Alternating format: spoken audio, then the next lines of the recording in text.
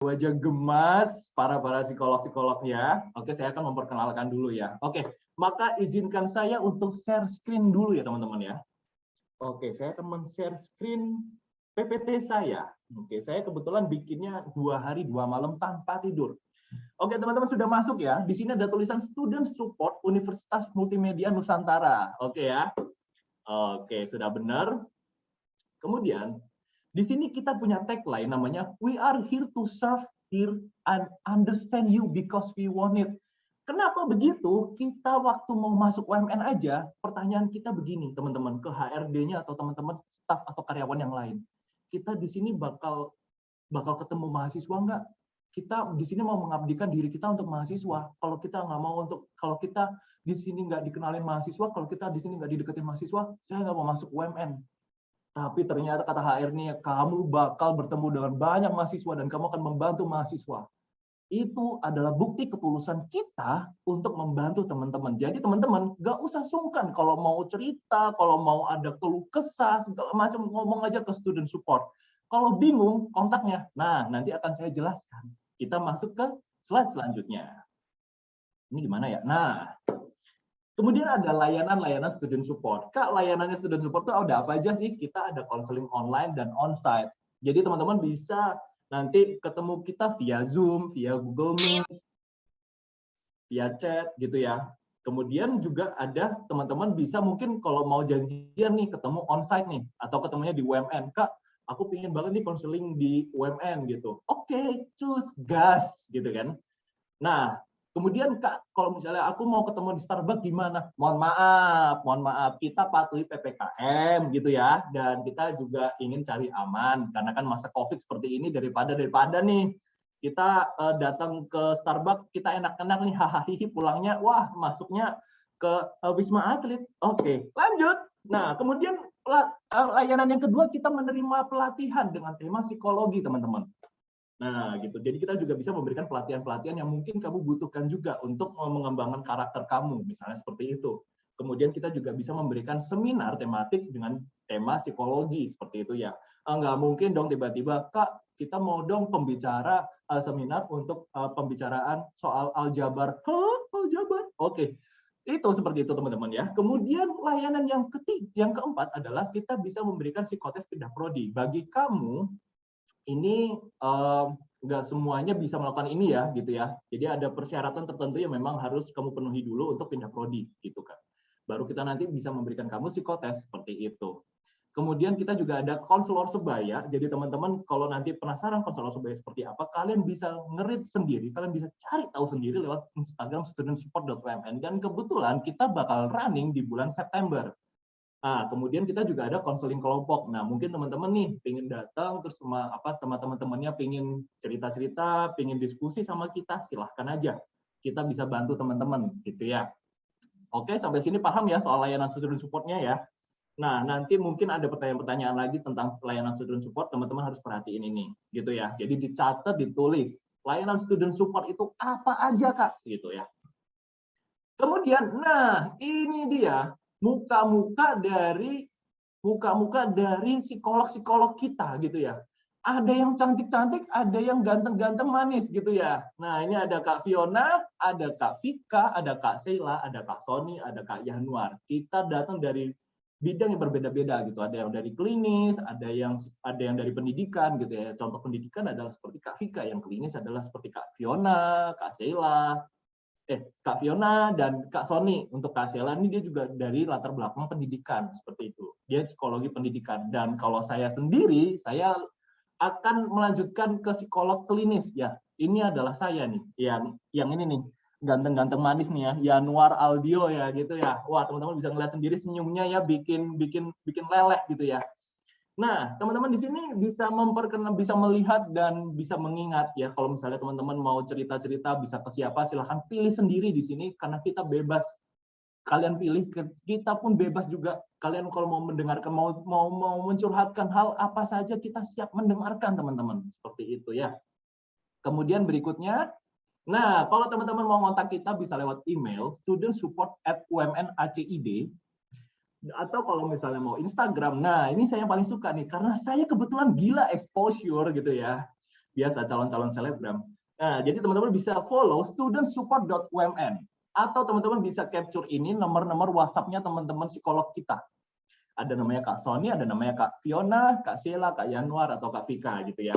Nah, teman-teman bisa nih kontak-kontak mereka kalau ada apa-apa gitu ya. Kalau misalnya malas nge-reach lewat student support gitu, segala macam gitu ya. Tapi teman-teman please follow studentsupport.umn dulu sebelum kalian ngechat mereka lewat WhatsApp kayak, lewat SMS kayak, begitu ya.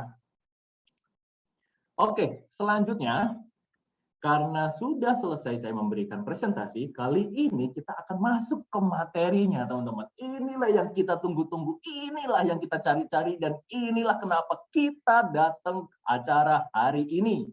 Gitu ya. Mari kita teman-teman panggil bersama-sama Kak Vika Astridianingrum, MPSI Psikolog. Ya, oke. Kak Vika ini adalah psikolog pendidikan atau salah satu psikolog dari student support yang nanti akan membawakan acara webinar kali ini gitu ya. Nah, Kak Vika ini sukanya dipanggil Kak Vika gitu ya. Kak Vika ini juga apa namanya orangnya sangat luas, fleksibel, dan wow, kalau kalian melihat aslinya, kalian mungkin bakal terkesima gitu ya. Cakep banget gitu ya. Kalau kalian lihat mungkin kayak Ria Ricis lewat gitu ya. Nggak ada apa-apanya Ria Ricis ya gitu ya. Gitu ya. Nah, nanti mungkin bisa langsung nih Kak Vika mulai ngomong. Kak Vika mau jelasin soal apa sih gitu ya. Apa sih, kenapa sih kok judulnya webinar adaptasi mahasiswa baru di masa pandemi? Kenapa sih gitu kan? Kenapa kok ada urgensi bikin webinar macam gini tuh kenapa Kak? Gitu. Oke, silakan Kak Vika untuk membuka diri dan berbicara kepada khalayak ramai ini. Baiklah, wow, terima kasih sekali loh semangatnya Kak Yanuar. Saya juga semangat di sini untuk bisa bersama teman-teman dalam 1,5 jam ke depan. Terima kasih buat 590 plus teman-teman yang sudah hadir di acara webinar kali ini. Kami semua dari Student Support sangat senang karena teman-teman mau hadir beramai-ramai di sini ya, mau mengikuti webinar, dan banyak sekali informasi-informasi yang penting untuk teman-teman ketahui dan pelajari, terutama gitu ya, untuk menjadi diri berproses selama di UMN. Oke, kali ini tema kita seperti yang teman-teman sudah lihat gitu ya, tema kita adalah adaptasi mahasiswa baru di masa pandemi. Perkenalkan, sekali lagi nama saya Vika, boleh panggilnya Kak, boleh manggilnya Mbak, jangan manggil Ibu lah ya gitu. Kita karena masih muda juga gitu ya, wah saya masih merasa muda sih gitu. Oke, jadi manggilnya Kak atau Mbak aja. Oke, kenapa saya ambil adaptasi mahasiswa baru di masa pandemi? Tujuannya kemarin karena saya melihat gitu ya, setiap ada mahasiswa baru yang masuk gitu ya, tiba-tiba tuh datang keluhannya, Kak, aku mulai enggak fokus nih kuliahnya. Kak, aku udah nggak bisa nih ngikutin pelajarannya, Kak. Padahal baru 2 minggu kuliah.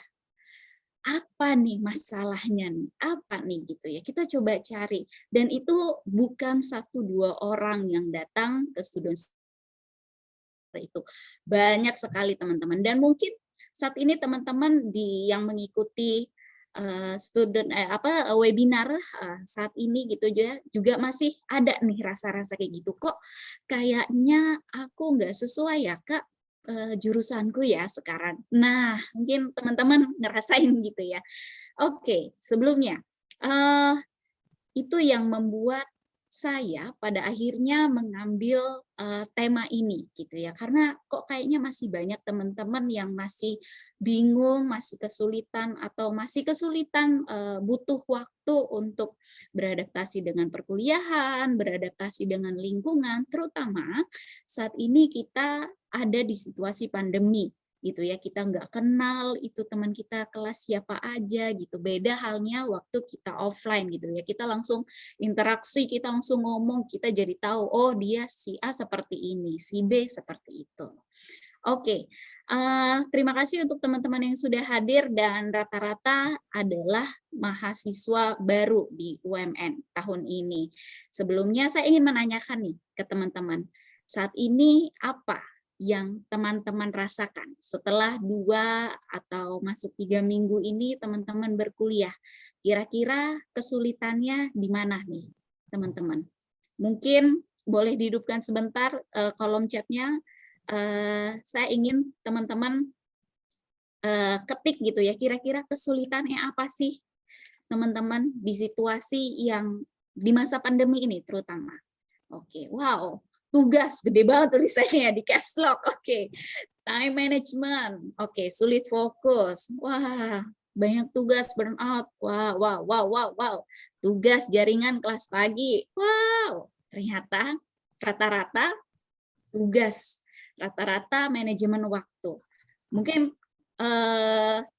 Kak Yanuar boleh nggak cerita dulu gimana sih waktu S1 kesulitannya waktu masuk jadi maba tuh apa? Wah, ini tidak ada di briefing. Ya, teman-teman lihat deh komentarnya itu kayak punggung encok, mau stop prokrastinasi tapi takut kena mental, capek, web error, apalagi butuh pijat, butuh kasih sayang. Nah, silakan buka Tinder teman-teman ya. Oke, jadi gini, kalau dari saya sendiri ya, waktu menjadi mahasiswa baru kemarin, kebetulan kan offline ya.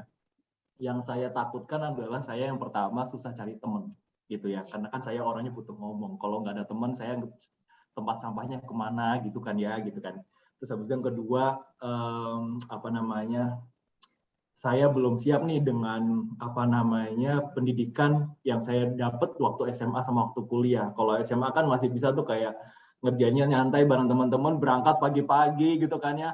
Guys, udah ngerjain tugas matematika belum sih gitu kan ya, kita kerja bareng-bareng yuk gitu ke pagi-pagi gitu kan gitu. Terus habis itu kita kerjain tuh pagi-pagi. Nah kalau kuliah tuh nggak bisa kayak gitu tuh, kayak harus ngerjainnya tuh harus seminggu gitu kan, ngasih waktu sendiri gitu yang banyak banget gitu ya. Terus habis itu juga ketakutannya waktu jadi mahasiswa baru itu adalah ketika aku tuh gini, kan harus berkenalan lagi ya dengan orang baru, dengan teman baru, dan juga harus kalau misalnya SMA kan kita udah kenal nih sama guru-gurunya nih, oh gurunya kayak gini, gurunya kayak gitu kan. Kalau di kuliah kan dosennya ganti-ganti gitu kan, banyak banget gitu kan, harus ngingetin, harus ngapalin juga gitu. Jadi lebih susahnya mungkin di sana sih kali Kak ya gitu.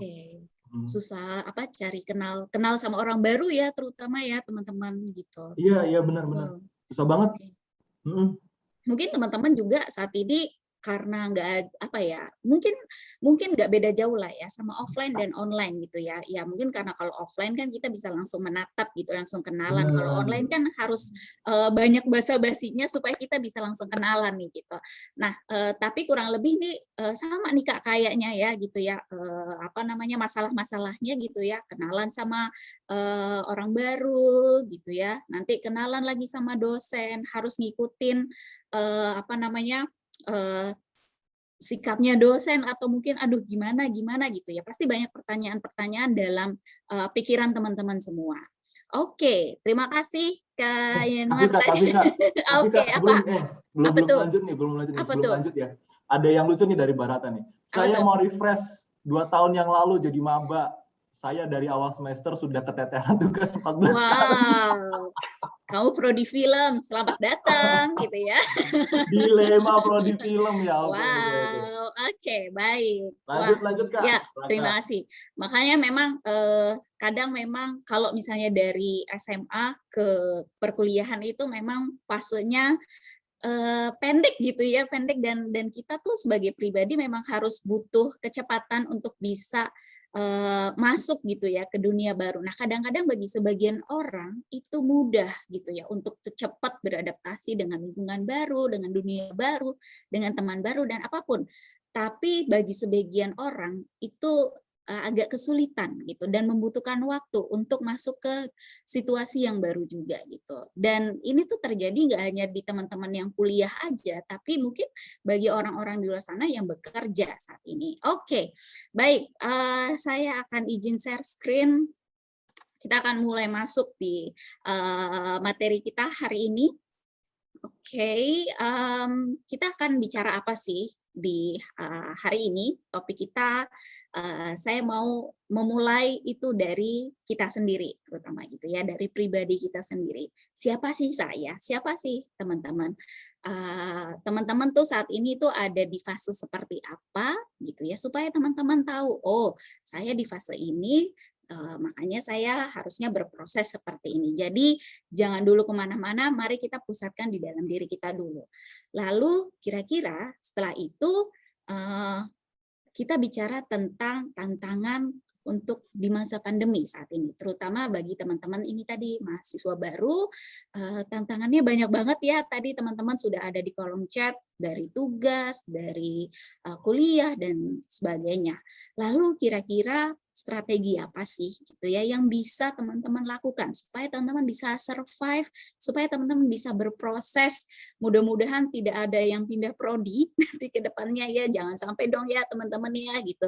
Jadi kami ingin sekali teman-teman yuk kita sama-sama berproses. Kalau teman-teman punya kesulitan, kita dari Student Support siap membantu dan memotivasi teman-teman semua.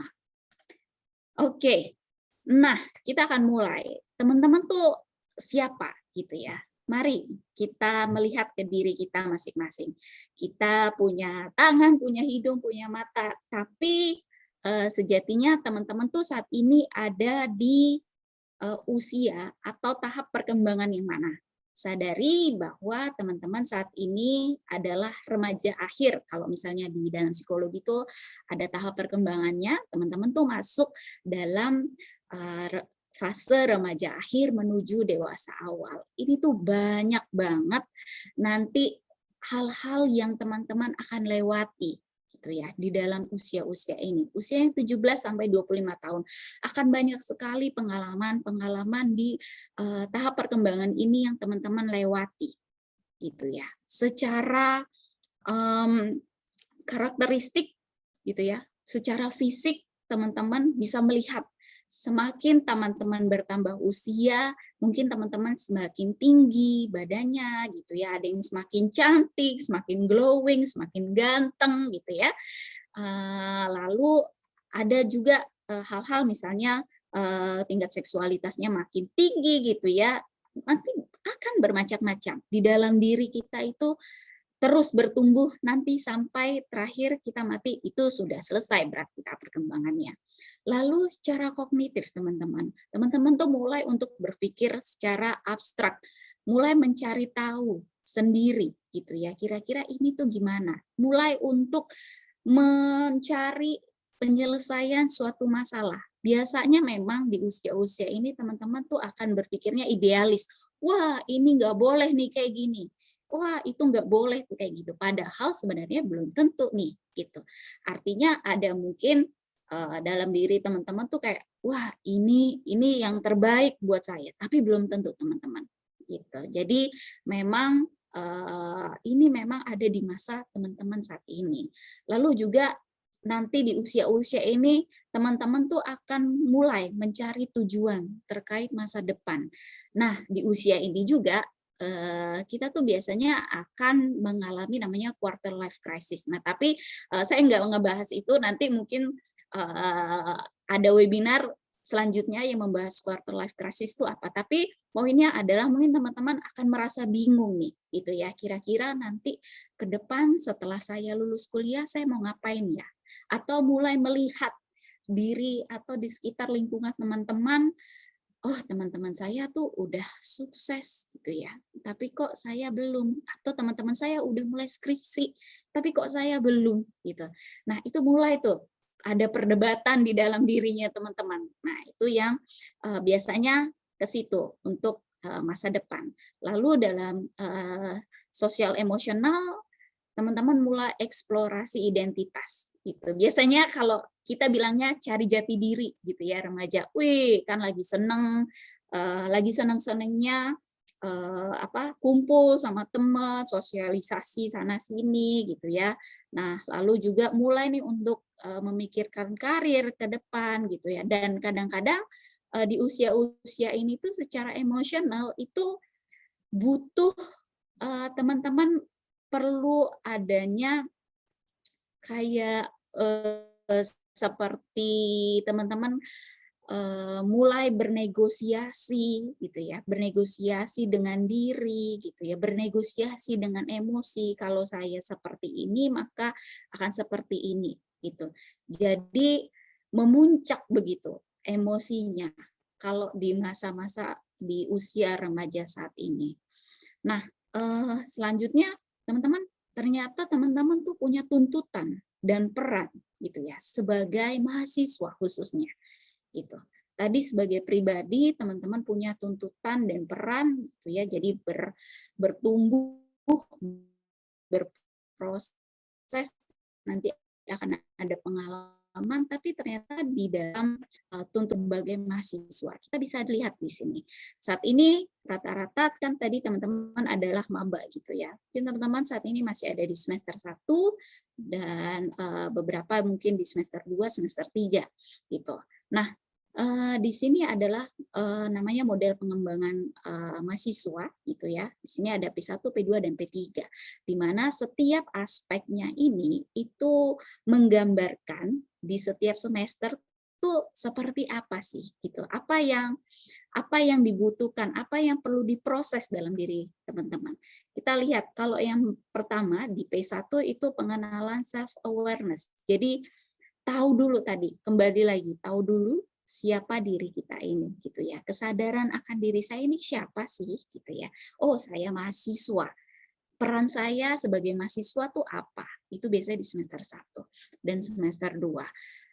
Di lingkungan tuh saya harus seperti apa sebagai mahasiswa? Misalnya berkenalan gitu ya, mencoba untuk mencari teman baru, nanti teman-teman akan mulai nih kenalan sama teman-teman yang lain gitu ya, untuk nanti kerja kelompok bersama, bahkan mungkin nanti teman-teman di semester 1 udah mulai deket, nanti di next semester teman-teman bikin geng misalnya gitu ya, terus nanti KRS-an bareng, nah itu udah mulai tuh nanti ke depan seperti itu tuh gitu ya.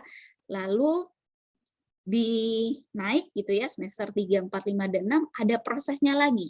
Lebih kepada eksplorasi. Setelah teman-teman tahu diri teman-teman ini siapa, tahu kelebihannya seperti apa, tahu kekurangannya seperti apa, maka di semester-semester ini teman-teman mulai explore sebagai diri dan mahasiswa. Explore-nya seperti apa?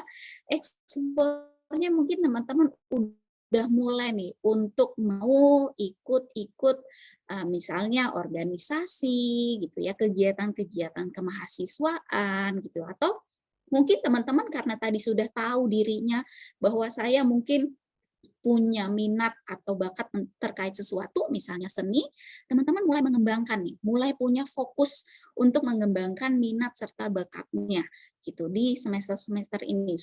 Jadi udah mulai bisa beradaptasi di semester 1 dengan semester 2, jadi udah mulai fokus, udah mulai tahu, oh saya maunya fokus misalnya ke musik gitu. Oh, ya udah saya ikut paduan suara gitu misalnya, atau saya suka jadi jurnalis gitu ya. Oh, mungkin ikut kegiatan atau organisasi UMN TV misalnya, atau UMN radio, atau apapun kegiatan di UMN ini banyak sekali.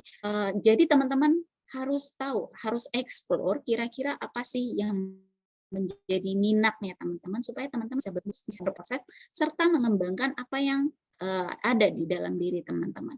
Nah, di semester 7 dan semester 8, teman-teman tuh mulai mengaktualisasikan diri. Udah punya nih pengalaman-pengalaman di 2 tahap ini gitu ya. Teman-teman nanti mulai nih untuk udah mau skripsi nih gitu ya. Menghasilkan kira-kira saya mau buat apa gitu ya. Karya-karya seperti apa yang mau saya buat, yang bisa mungkin diakui oleh kampus, oleh masyarakat gitu ya. Mungkin atau teman-teman bukan hanya skripsi aja, atau mungkin teman-teman minatnya lebih luas lagi. Nah, di semester-semester ini teman-teman mulai nih untuk lebih fokus lagi, lebih dalam lagi mengeksplor tadi. Gitu ya. Jadi teman-teman mungkin kalau yang tadi suka musik, teman-teman bisa banyak hal yang bisa dilakukan gitu, misalnya main di mana gitu ya, collab sama siapa. Nah, ini mulai nih teman-teman di semester 7 dan semester 8. Jadi udah mulai tahu, udah mulai tujuannya tadi sudah tahu harus apa, masa depannya seperti apa, habis ini saya mau ngapain, itu udah mulai terbayang di semester 7 dan semester 8. Dan di dalam proses-proses ini teman-teman memang tidak mudah gitu ya. Tidak mudah artinya pasti akan ada batu, ada kerikil di dalamnya gitu. Mungkin ada yang terseok-seok untuk mencapai setiap aspek di dalamnya gitu. Tapi nggak apa-apa teman-teman. Teman-teman tuh perlu belajar supaya ketika nanti teman-teman menghadapi sesuatu yang lebih berat lagi, teman-teman sudah punya pengalamannya untuk kira-kira tuh gimana ya menyelesaikan suatu masalah ini gitu. Jadi nggak apa-apa kalau misalnya yang saat ini masih terseok-seok, yuk kalaupun misalnya terseok-seoknya udah mulai berat banget, yuk mari kita diskusikan juga gitu ya. Kita diskusikan kira-kira apa nih yang mungkin kita bisa bantu supaya teman-teman mulai jalannya nggak terseok-seok lagi, minimal dipapah gitu ya, minimal ada bantuan untuk teman-teman terus menuju sampai akhir. Oke. Nah, tantangannya sebagai mahasiswa baru tentu banyak gitu ya. Tadi teman-teman sudah bicara bahwa tugas yang banyak, lalu mungkin belum lagi kegiatan yang teman-teman lakukan. Nah, di sini juga kita lihat tantangannya yang pertama adalah perbedaan sistem belajar. Mungkin di masa teman-teman di masa SMA gitu ya.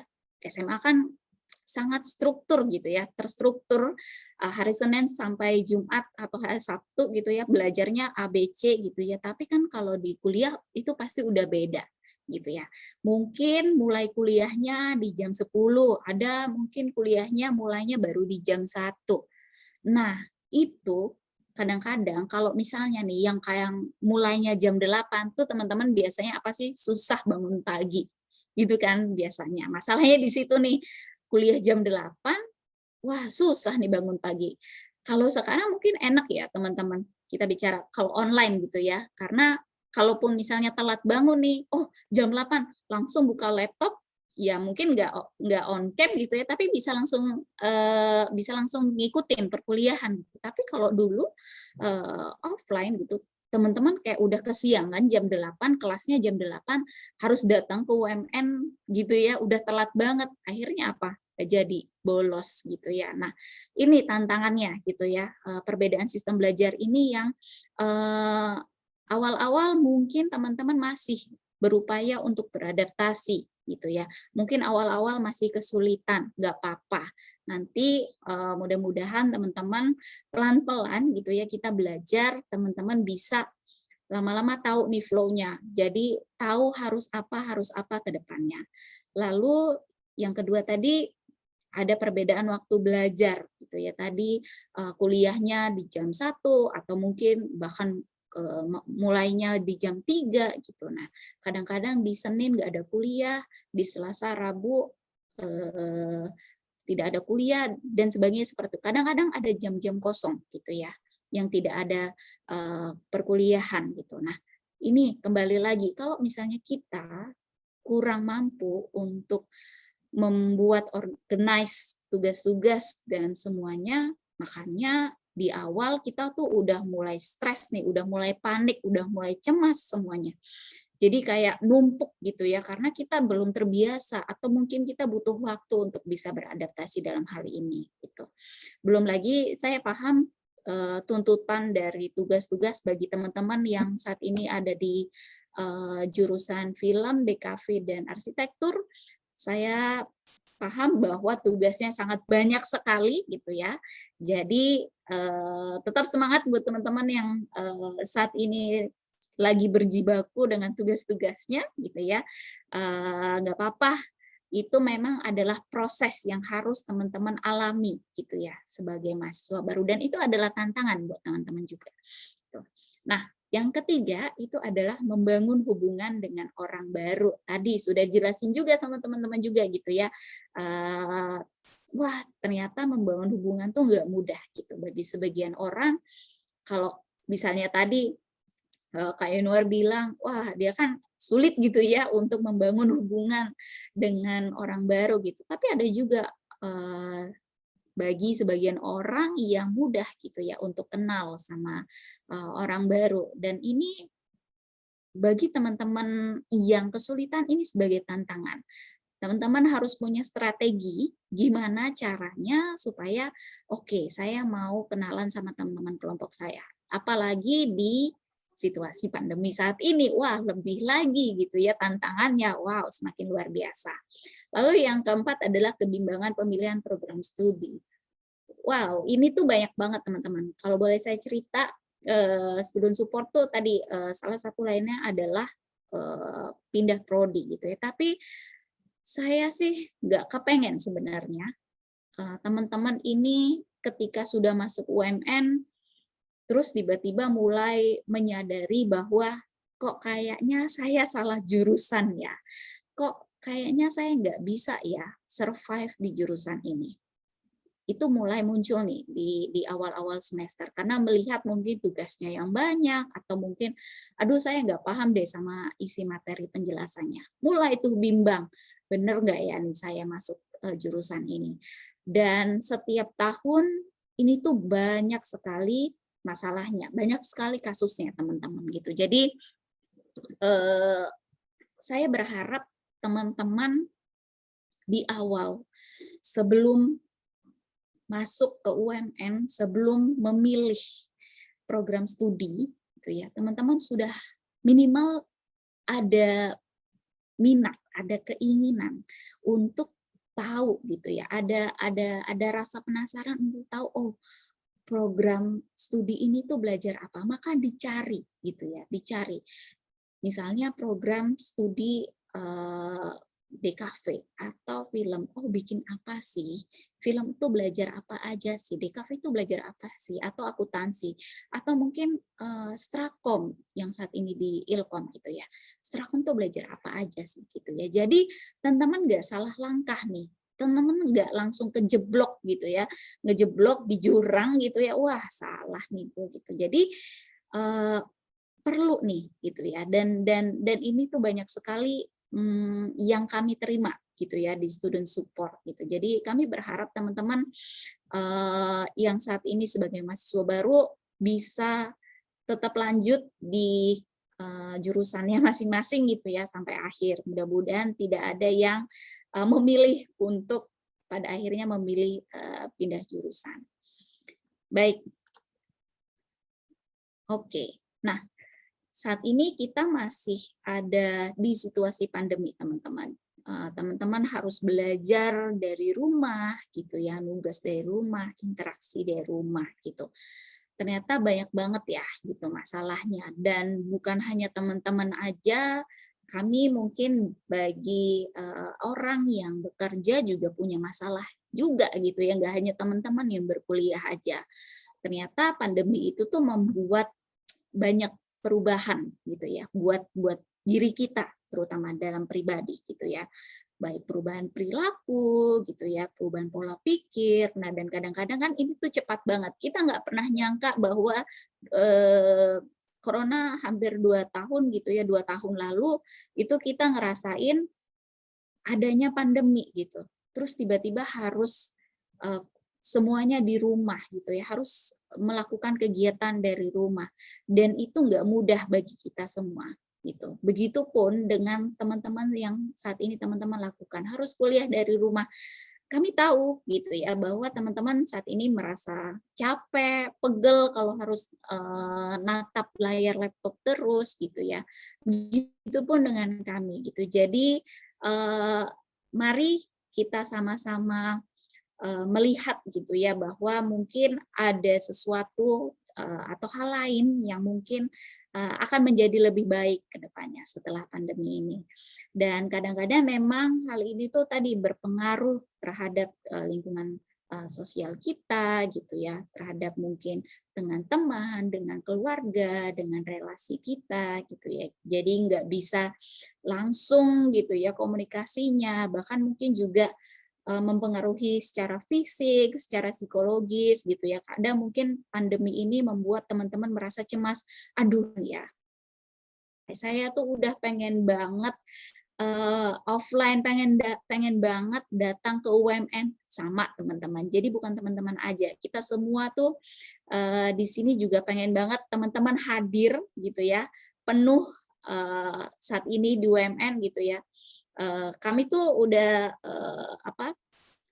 udah lama, udah beberapa bulan juga WFH gitu ya. Jadi ketika kami datang ke kantor itu sepi sekali gitu ya. Jadi rasanya kangen juga gitu, ketemu sama teman-teman, bisa kenalan sama teman-teman semua gitu ya, saling menyapa seperti sebelum corona gitu. Tapi mungkin teman-teman perlu bersabar lagi gitu ya untuk bisa menjalani situasi ini. Nah, ternyata tadi permasalahannya juga banyak gitu ya dalam pembelajaran gitu. Belum lagi mungkin fasilitas yang teman-teman miliki saat ini tuh belum memadai.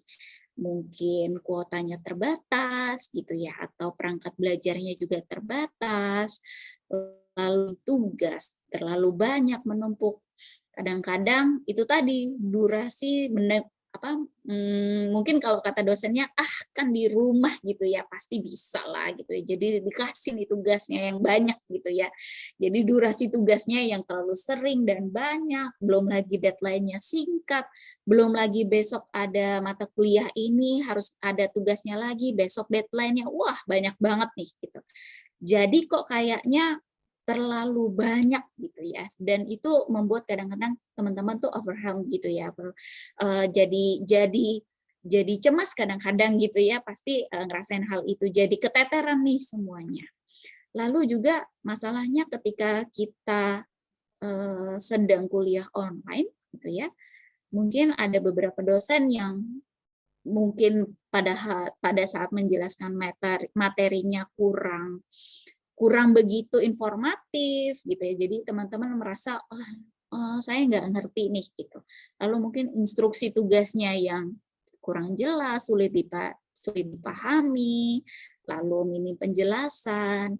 Nah, itu yang terjadi. Bahkan mungkin menurut saya tidak hanya terjadi saat online juga, tapi kadang-kadang juga saat offline. Nah, mungkin nanti kita bicara soal strategi ya, teman-teman gitu. Jadi ada hal-hal yang mungkin teman-teman bisa lakukan gitu ya kalau ada di situasi-situasi seperti ini. Lalu juga tadi ada kesulitan dalam interaksi teman, kerja kelompok. Kalau misalnya dulu kerja kelompok tuh bisa sambil nongkrong di Starbucks atau di mana gitu ya, di McD misalnya gitu. Tapi kan kalau sekarang mungkin kerja kelompoknya harus via Zoom gitu ya, udah kuliah dari pagi sampai sore gitu, harus ngerjain tugas juga sampai malam via Zoom. Saya paham bahwa teman-teman juga merasa lelah dalam hal ini. Lalu misalnya di rumah tidak ada yang membantu gitu ya, mungkin kalau yang teman-teman ngekos misalnya itu nggak ada yang ngebantu atau tinggal sendiri misalnya saat ini nggak ada yang membantu, nggak ada yang support, itu juga bisa menjadi masalah gitu. Lalu lingkungan rumah yang kurang nyaman, misalnya berisik atau mungkin ada yang masih punya adik kecil gitu ya.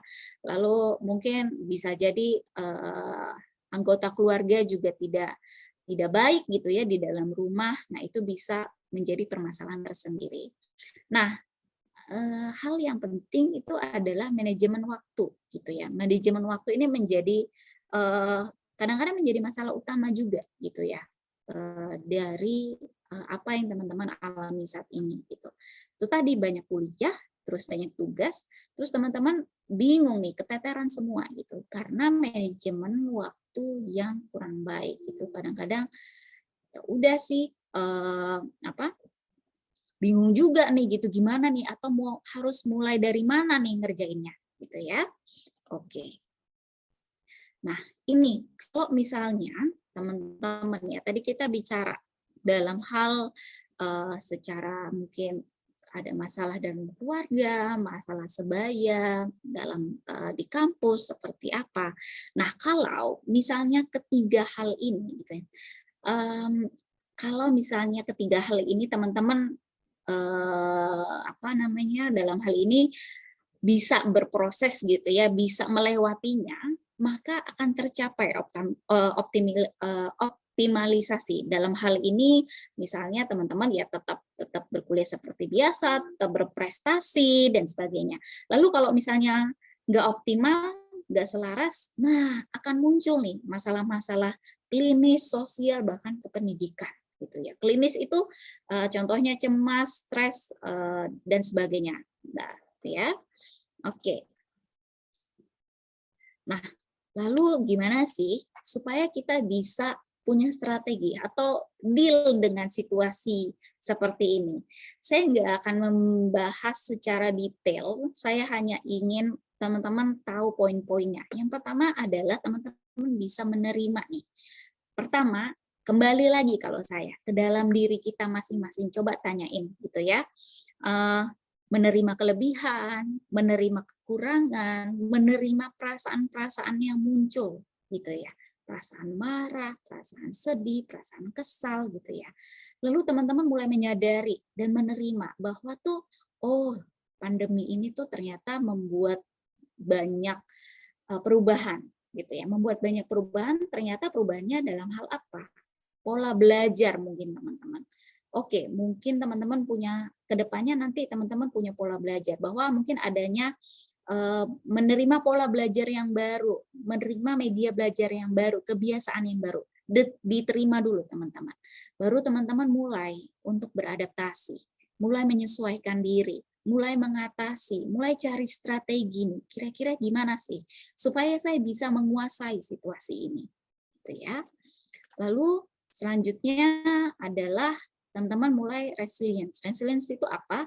Untuk kemampuan untuk mengatasi kondisi yang kurang menyenangkan. Sebenarnya kurang lebih sama tadi ya, sama adaptasi, tapi lebih kepada untuk yuk kita kasih jeda dulu atau kita punya strategi apa nih untuk kedepannya gitu ya, supaya oh kalau misalnya saya tadi ada di masalahnya di pola belajar atau manajemen waktu, kira-kira strateginya seperti apa supaya saya bisa tetap berproses, tetap ikutin dengan baik. Nah, di sini mungkin teman-teman harus punya kemampuan untuk mengelola pengalaman belajar yang namanya self-regulated learning, teman-teman. Jadi teman-teman tuh perlu memonitor, perlu mengatur, perlu mengendalikan. Terpenting adalah teman-teman harus punya motivasi dulu nih untuk teman-teman bisa melewati situasi-situasi ini gitu ya, mengatur, terutama mengatur waktu sih teman-teman kalau dari saya gitu ya. Mengendalikan dirinya ini lebih kepada oke, jangan buka misalnya sosial media gitu ya dalam beberapa waktu, harus fokus dulu gitu ya, fokus untuk kuliah mungkin dari jam 8, misalnya kuliahnya jam 8, oke kita fokus dulu nih jam 8 sampai jam 5 misalnya. Nggak apa-apa kalau misalnya mau buka medsos atau YouTube, tapi di sela-sela. Dan itu perlu dimonitor dan diatur, teman-teman. Jangan sampai semuanya itu dilakukan di waktu yang bersamaan. Ya. Oke. Nah, mungkin agak lebih klise ya tadi. Tapi kalau yang ini mungkin dilakukannya dengan cara apa? Bisa menceritakan hal-hal yang negatif di sekitar kita. Misalnya ceritanya mungkin ya sama teman, sama orang tua gitu ya. Lalu adanya upaya untuk menerima hal-hal yang terjadi tanpa berusaha menekan emosi gitu ya. Lalu membuat tujuan tadi, membuat strategi, atau mungkin bisa melakukan hal-hal lain yang belum dilakukan sebelumnya supaya teman-teman nggak langsung stres gitu ya, nggak langsung panik, nggak langsung stres ketika menghadapi gitu ya. Lalu melihat peluang yang di depan, kira-kira tujuannya tuh apa ya gitu ya. Hal ini terjadi. Lalu ada hal-hal yang saat ini teman-teman lakukan, yaitu teman-teman berupaya untuk mengembangkan diri, mengikuti seminar-seminar supaya teman-teman bisa berproses dengan maksimal. Oke. Nah, di sini kiat untuk bisa teman-teman lakukan di masa mahasiswa adalah tadi memahami perubahan yang terjadi, menyadari arah yang ditempuh selama menjalani perkuliahan, kira-kira ke depan seperti apa gitu ya. Mengelola waktu itu penting banget, saya terus bilang bahwa mengelola waktu dan menata jadwal itu adalah hal yang terpenting supaya teman-teman nggak keteteran gitu ya, nggak kelabakan dalam mengorganize tugas-tugasnya. Lalu, nah teman-teman ini penting nih untuk mengikuti kegiatan yang ada di kampus. Kenapa? Karena dengan teman-teman mengikuti kegiatan, teman-teman tuh selain punya channel gitu ya untuk interaksi, juga punya teman baru, teman-teman juga bisa nambah pengalaman gitu ya. Dan ini pengalaman ini dibutuhkan teman-teman saat teman-teman nanti sudah lulus kuliah loh gitu ya. Jadi di dunia kerja pasti akan digunakan di bagaimana teman-teman berkomunikasi dengan orang lain, bagaimana teman-teman bekerja dengan orang lain, gitu ya. Bagaimana teman-teman menjalani organisasi, punya pengalaman organisasi, gitu ya. Nanti di pekerjaan juga pasti akan digunakan, gitu ya, kurang lebihnya. Lalu juga teman-teman tahu nih dukungan yang mungkin dapat menjadi tempat untuk berdiskusi, baik mungkin itu dari keluarga, dari teman-teman sendiri, mungkin dari dosen gitu ya. Kadang-kadang mahasiswa sebagai mahasiswa baru kan bingung gitu ya. Saya tuh mau nanya ke mana? Minimal teman-teman tanya sama dosen atau PA-nya gitu ya. Gitu. Jadi atau minimal teman-teman tanya deh sama temannya. Kalau temannya nggak membantu, mungkin teman-teman bisa tanya ke dosen atau PA-nya. Jangan sungkan teman-teman untuk tanya gitu ya. Karena ini kan juga terkait sama yang teman-teman pelajari gitu ya, yang nanti teman-teman berproses sampai nanti di akhir. Dan ini tadi jangan sungkan untuk meminta bantuan, terutama di student support gitu ya, teman-teman. Di sini teman-teman bisa mendapat bantuan secara psikologis untuk permasalahan akademis maupun non akademis. Kalau misalnya kira-kira Kak, aku mulai merasa frustasi, aku mulai merasa cemas, aku mulai merasa overthinking. Kalau misalnya ketiga part di atas ini tidak kurang mampu untuk membantu, maka teman-teman boleh yuk untuk datang ke student support untuk cerita kira-kira tuh harus seperti apa. Mudah-mudahan kami di student support bisa membantu teman-teman untuk menyelesaikan masalah teman-teman yang dialami. Itu ya. Mungkin itu saja dari saya. Terima kasih sekali teman-teman sudah hadir di webinar hari ini. Mungkin saya kembalikan ke Mas Yanuar. Wow. Wow, oke, teman-teman kasih tepuk tangan dulu dong, reaction tepuk tangan buat Kak Vika yang sudah ngasih materi yang luar biasa. Woo! Ini yang on cam ya Kak. Kalau Kak Vika ngeliat nih teman-teman pada ngasih tepuk tangan nih tadi nih. Oke, sekali lagi dong kasih tepuk tangan dong. Oke. Ya teman-teman terima kasih yang sudah mau memberikan apa namanya dan mau memberikan tepuk tangan dan mau menunggu dan mau melihat, memahami materinya Kak Vika hari ini. Karena kita akan masuk ke sesi Q&A. Oke, nah Q&A ini apa?